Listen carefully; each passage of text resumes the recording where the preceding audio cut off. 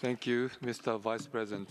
The continued grave human rights and humanitarian situations around the world are indeed a matter of great concern. We renew our determination to strive for a world where the human dignity of each and every person is protected. Russia's continuing aggression against Ukraine for more than 3 years now is highly regrettable. Any unilateral attempt to change the status quo by the use of force must not be allowed anywhere in the world.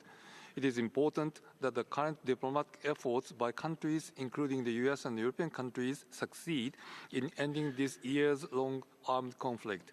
Any violations of the UN Charter or human rights must be rectified right away.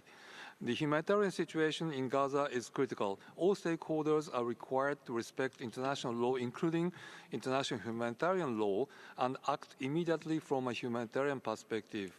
In Myanmar, 4 years have passed since the coup. The situation is deteriorating further as airstrikes against civilians continue without abate.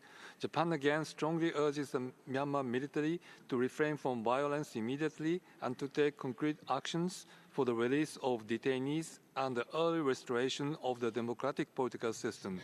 Japan continues to actively provide urgently required humanitarian support to people in need.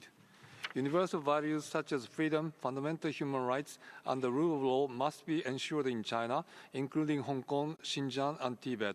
Japan is seriously concerned about the human rights situation in the country and strongly urges China to take further concrete positive steps.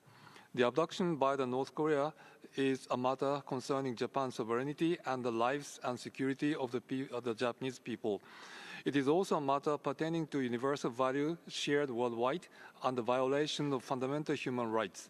This issue must be resolved without delay as the families of the abductees are growing older and older.